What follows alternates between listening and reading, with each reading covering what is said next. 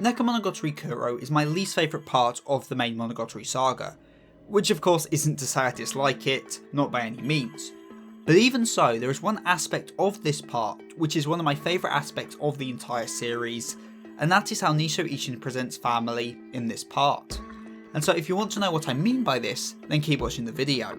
So if you find yourself entertained at any point during the video, then consider liking, subscribing and ringing that bell, as I cannot explain to you how much such a small action can do for this channel. And if you want to support this channel even further, then perhaps check out my Patreon. Anyway, on with the video. Family is a word deeply tied to the Monogatari series, especially in those arcs revolving around Hanikawa. However, what is family? What does it mean? Well, if we go by the Oxford Dictionary, it is a group of one or more parents and their children living together as a unit. But I think that's way too narrow a definition.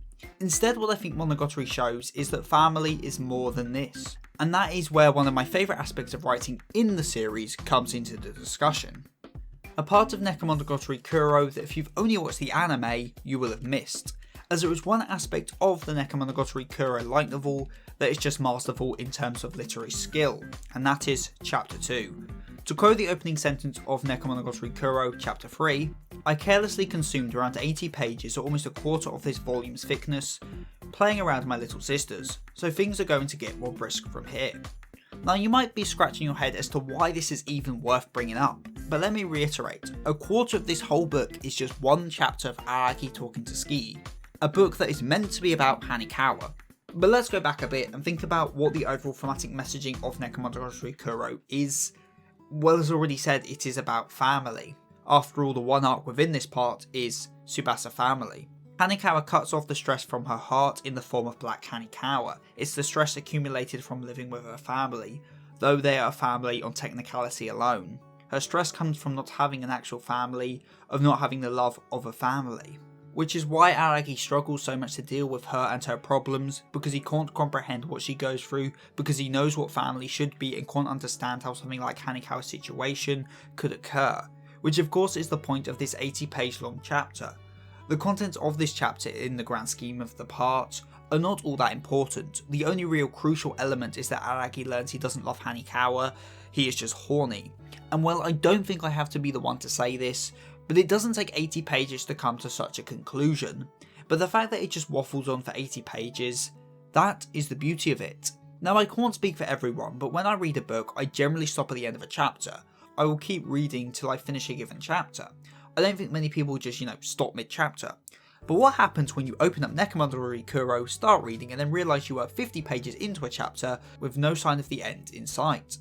It feels long, it feels unending, and it doesn't really tell you anything important.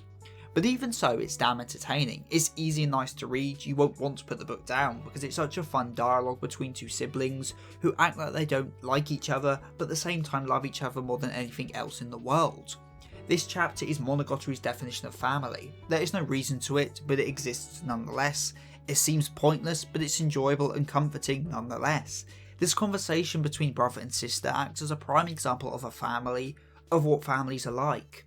It goes on for 80 pages to hammer home the simple idea that families spend time with each other, that they want to stay with each other inside their family home.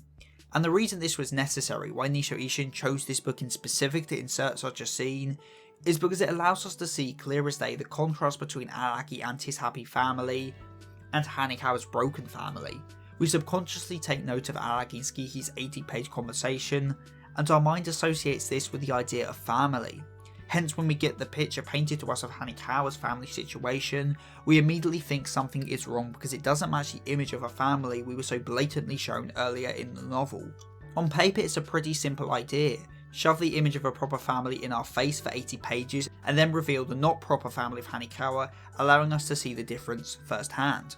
But the fact Nisho Ishin commits so hard that he makes a quarter of the book just a normal conversation between a brother and a sister to achieve this effect, it just really impresses me, and it's one of the reasons he stands as my all-time favourite author. Now, although this scene does happen in the anime, it only takes up about 15 minutes of episode 1, so more like an 8 for the whole part, and since it's only part of a larger episode, it doesn't give off the same feel, which isn't a disservice to Studio Shaft. I can logistically understand why they did it this way, since they had only 4 episodes to cram the whole light novel into, and I think we can all agree cutting some dialogue on touching boobs is a better choice than cutting Hanekawa's actual story. But again, that's fine. Anime and novel are different mediums, and so their individual strengths should be used. The anime may not dedicate a quarter of Nekomonogatari Kuro to one scene, but on the other hand, the light novel can't depict Karen and Kaiki's confrontation as literally black and white, also brilliantly explore Sengoku's game of chicken regarding her sexuality in Nisei Monogatari. So maybe the bigger point I'm getting at here is that we shouldn't moan about the anime missing out the vampire hunters' backstories, or not explaining why Araki turns into a tree, because sure we lose some stuff, but the artistic direction we get in return makes up for it. The anime existing doesn't mean you can't read the novels, and the novels don't discredit the existence of the anime.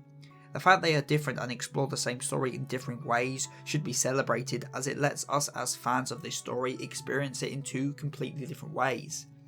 I think the Kizumonogatari movies are one of the best directed pieces of media I've ever seen, and I also think Aragi's inner monologues are one of Kizumonogatari's greatest strengths. Monogatari is a story about stories. It takes whatever medium it is being presented in and stretches it to an extreme using literary and directorial techniques that make the story shine as bright as is possible in its given form. So if you've only watched the anime, then you've only experienced half the story, and if you've only read the light novels, I think the same is true. I'd rather have two different but each creatively free versions of a story than one that just tries to ride a safe middle line without any soul or creative flair. Because an adaptation can be wildly different from the source material, because it is an adaptation. If you don't like it, you can always go back and enjoy the original. I mean, look at the Bakemonogatari manga, that shit be wild. Comment of the week comes from Nick the Greek, and I totally agree. And if you want to go the extra mile in supporting this channel, then consider pledging to my Patreon, where for as little as £2.75 a month, you can get your name at the end of the video, like Hikari Desu, 7SO, Rinjack9696, Dewey, and General Tonyos. So with all that said and done, I've been SephTheSin, the Deadly Sin of Geek, and I'm signing out. Stay safe, everyone.